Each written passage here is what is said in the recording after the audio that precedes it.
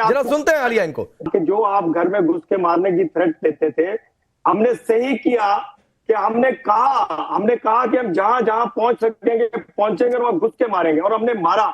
ये पूरी दुनिया को मालूम है। आप अनवारुल हक पे आलू रखने की कोशिश कर रहे हैं, आप कुछ नहीं कर सकते। खुदा की कसम, जितना मर्जी प्रोपेगेंडा कर रहे हैं इरशाद अहमद, यही होता है। कर्नल दिनेश नैन, यही होता है, कुछ कर नहीं सकते। मतलब जिस मुल्क के 2 टुकड़े हो जाए वो कह कर नहीं सकते हैं, जो ऑपरेशन सिंदूर सरगोधा तक हिट हो जाए वो कहता है कुछ कर नहीं सकते हैं। ये जो आलिया सही कह रही है कि यही ऐसे लोग ही पाकिस्तान का बेड़ा गर्क कर रहे हैं। कर्नल दिनेश ने जो बेड़ा गर्क। राकेश, अभी मैं बताऊं आपको, इरशाद साहब को परेशानी ये है कि आलिया ने एक बार भी इनका नाम नहीं लिया और इनको जो है आलिया का जिन नजर आता है हमेशा, और या फिर दूसरे जो मोहतरमा है उनका जिन नजर आता है। अब इन्होंने खुद एक चीज एक्सेप्ट कर ली राकेश, इस नेशनल टीवी के ऊपर कि हमने आपको घर में घुस के मारा। तो ये हम है कौन? आतंकवादी। यस। तो you are basically producing terrorist ने मारा। अरे इरशाद साहब, आप तो बोलो ही मत। आप तो पाकिस्तान के लिए गद्दार हैं, क्योंकि इमरान खान को आपकी सेना ने मारने की प्लानिंग बनाई है। उसकी बहनों को सड़कों पे घसीटा जा रहा है, और देखो मेजर नावेद हंस रहे बैठ के आराम से मौज कर रहे हैं। और आप एक ऐसे सियासतदार हैं, ऐसी पार्टी से हो, बेशरम इंसान, लोकतंत्र को खा गए आप, आइन को खा गए, और आपको शर्म नहीं आ रही। आप बेशरम इनके गुणगान किए जा रहे हो, और उधर मोहतरमा को जमीन पे घसीटा जा रहा है, और आपकी लोकतंत्र को खा गए आप लोग। आपके आइन बदल दिया, आपके जुडिशरी बदल दी, रूल्स बदल दिए, आपका कॉन्स्टिट्यूशन बदल दिया, और बैठ के यहाँ पे इतनी जोर जोर से चिल्ला रहा है। बेशरम गद्दार इंसान, तुम पाकिस्तान के गद्दार हो। हिंदुस्तान तुमसे बात भी करना पसंद नहीं करेगा। तुम खुद अपने देश के ही नहीं हो। और रही बात अभी आपने बोला कि हमने अंदर घुस के मारा, ये आपका हक है कौन? ये जो आपका पूर्व प्राइम मिनिस्टर था अनवारुल हक है कौन? ये आपकी सेना का। अरे पानी पी लो, हमने पानी बंद कर दिया, अभी गर्मी आएंगी, नहीं मिलेगा तेरे को पानी। पीले गद्दार आदमी, गद्दार पी लो, पाकिस्तान के गद्दार, आपने सेना के चमचे पी लो। आप नहीं किया सब कुछ गलत। आपके इमरान खान की बहनों को सड़कों पे घसीटा जा रहा है, और आप नेता बन के यहाँ पे आप नेता बन के सेना के गुणगान कर रहे हो। हमने किया।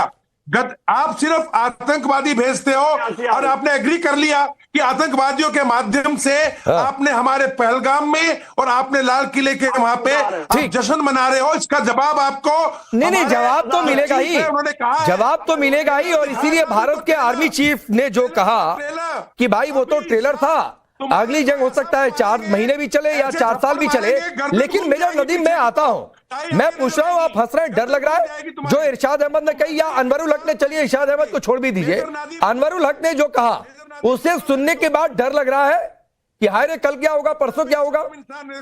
देखिए, ये बात सही है। जैसे हमने ये बात की कि जो सीनियर लेवल पे लोग होते हैं उन्हें इस तरह की गैर जिम्मेदाराना स्टेटमेंट नहीं देनी चाहिए, जिस तरह की स्टेटमेंट्स जो है वो अगर दी गई हैं।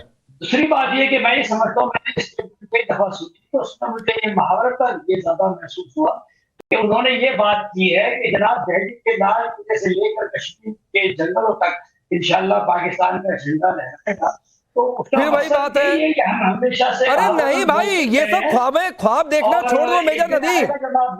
एक बात आपकी ठीक है मेजर नदीम, आपकी शुरुआती बातों में ही आपका डर दिख गया कि अनवरुल हक को कहना नहीं चाहिए था ऐसा। दूसरी बात ये है कि जिस टॉपिक पे आप बात कर रहे हैं, मैंने वेपन कोर्स किया हुआ है, कर्नल साहब इसको समझते हैं, और बम डिस्पोजल कोर्स होता है हमारे यहाँ। तो ये जो आपका जो धमाका हुआ एक्सप्लोजन, अगर आप अपने मीडिया के देखिए और जो एक्सपर्ट्स हैं आज जो ओपिनियन देखिए, ये एलपीजी का धमाका है, यानी ये गैस सिलेंडर के पर्दे से धमाका हुआ है। ये गाड़ी के अंदर। अनुज माथुर सर, मैं आ रहा हूं मेजर नदीम आ रहा हूं। अनुज माथुर सर, जो बात मेजर नदीम ने शुरुआत में कही कि अनवरुल हक को ऐसा कहना नहीं चाहिए था, तो क्या ये इनका डर दिखा गया कि अभी तक तो हम बचते बचाते कर रहे थे, इसमें भी रूट था, चलो रेडिकलाइज वहां का कर दिया, लेकिन ये तो भाई ने कह दिया कि सब हम ही ने किया। बिल्कुल, देखिए ये बात बिल्कुल साफ है। जो खौफ है ना पाकिस्तान में, खौफ ये बात ये जो यहाँ बैठे हैं पाकिस्तान की PMLN के नेता, उनको भी पता है। कई बार इनको मैं कई और जगह ये बात बता चुका हूं। जो खौफ पाकिस्तान में है वो खौफ इस बात को बता रहा है कि जिस ब्लास्ट का इन्होंने इनके निवर्तमान प्रधानमंत्री सो टू से हमारे कश्मीर जो इनको इलीगल तरीके से इन्होंने ऑक्यूपाई कर रखा है वहां के, उन्होंने साफ शब्दों में इसको स्वीकारा है। 3 कारण बताता हूं मैं इसके बिल्कुल साफ साफ। पहला कारण तो यह है कि ये पाकिस्तान के सियासतदानों की आदत है। कुछ दिनों पहले इनके एक एयर वाइस मार्शल ने यह कहा था कि हमने बी शोड टैक्टिकल ब्रिलियंस इन पुलवामा। ये काम करते हैं, आतंकवादी घटनाएं करवाते हैं और अपनी रेलेवेंस को मेंटेन करने के लिए, मार्क माय वर्ड्स, अपने आप की रेलेवेंस को बताए रखने के लिए कि मैं कश्मीर के बारे में सोच रहा हूं, मैं भारत का नुकसान करने के बारे में सोच रहा हूं, ये इन चीजों को स्वीकारते हैं समवेयर सम टाइम और दी अदर। जो आलिया अभी थोड़ी देर पहले कह रही थी, बिल्कुल सही उन्होंने कहा, एब्सोल्युटली राइट। और इस प्रकार के जो स्टेटमेंट, ये सच है और कभी ना कभी इनके मुंह से 2 साल बाद 1 साल बाद ये सच जरूर निकल जाता है। ये सच मान लीजिए। कुछ दिनों पहले इन्होंने एक कहानी सुनाई थी, इन लोग जो व्यक्ति बैठे हैं यहाँ पर कि आया गया, वो हमने आके जाके इनको दिखा दिया। ये बात भी बता देने की जरूरत है।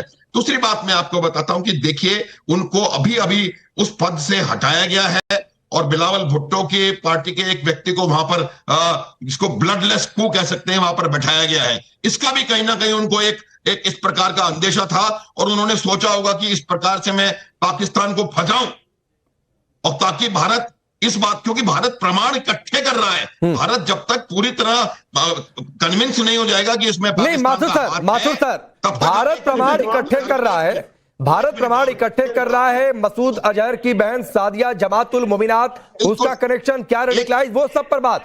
लेकिन मैं कह रहा हूं कि ये प्रमाण इकट्ठा करने के क्रम में अनवरुल हक का बयान कितना कील ठोक कर जाएगा पाकिस्तान के लिए? बिल्कुल वही मैं कह रहा हूँ, यही वजह है पाकिस्तान में खौफ इसी वजह से है कि जो सिंदूर 1 में हुआ था उसके आगे क्या इनका हश्र होने वाला है, यही खौफ है इनके दिमाग में। इसीलिए वो इतने बड़े ब्लास्ट को, जहां 2900 किलो आपका एक्सप्लोजिव होता है, रिसीव होता है, ये कहते हैं कि गैस का सिलेंडर फट गया। नदीम साहब, आप कह रहे हैं गैस का सिलेंडर फट गया। आपको पता होना चाहिए कि एक्सप्लोजिव किस प्रकार का होता है। एक मिनट, प्लीज मेजर नदीम, मैं बोल रहा हूं, कम से कम मेरी रैंक का तो ख्याल कर लो यार। है तो मैं ये कह रहा हूं आपको कि इनको ये पता है कि इनको मालूम होना चाहिए, अगर ये आर्मी के ऑफिसर है, कि ब्लास्ट का क्या मतलब होता है और गैस का सिलेंडर कैसे फटता है।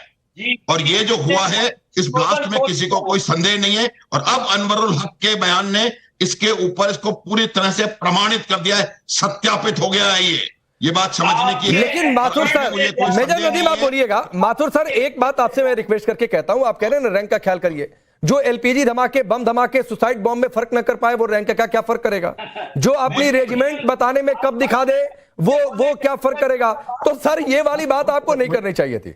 देखिए, मैं आपको ये बताने का प्रयास कर रहा हूं। देखिए, ये बिल्कुल निश्चित होता जा रहा है। ये जो इनका हाथ है, ये आगे जाकर के इस बात को प्रमाणित कर दिया गया है। एक मिनट और ये जो बात कर रहे हैं कि किस प्रकार का ये ब्लास्ट है, इसमें आप कोई संदेह रह नहीं गया है क्या ब्लास्ट है क्या नहीं है, कैसे हुआ कैसे नहीं हुआ, ये सबको पता है। और सिंदूर 1 में क्या हुआ था, ये भी सबको पता है। और इस बात का खौफ है कि सिंदूर 2 में क्या हो सकता है। इसी वजह से ये इतने बड़े ब्लास्ट। ठीक, मेजर नदीम, हम पहले इस बात पर बहस कर चुके हैं कि अमोनियम नाइट्रेट हिंदुस्तान में नीम कोटेड इस्तेमाल होता है, वो किसी और काम में इस्तेमाल नहीं हो सकता है। तो छोड़ दो उधर, अभी टेक्निकल बहस पर आप जाओगे, टेक्निकल की स्पेलिंग पूछ दूंगा, फिर आप कहोगे रुको गूगल कर लेता हूं। आप मत जाओ उधर।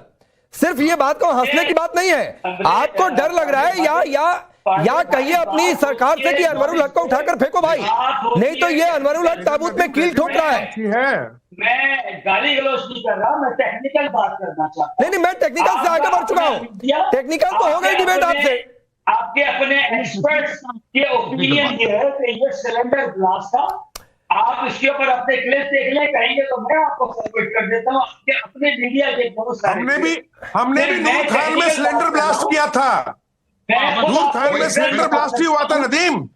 भाई बजे नूर खान सिलेंडर ब्लास्ट हुआ था। और बॉम्ब नहीं फिर ठीक है, फिर हम भी कल को ब्रह्मोस नहीं ठीक है, फिर हम भी कल को आलिया ब्रह्मोस इधर से जाएगी और कहेंगे नहीं वो तो मिसाइल के आगे सिलेंडर लगा के हमने धमाका कर दिया था। For more of such videos, do like, share and subscribe to ET Now Swadesh.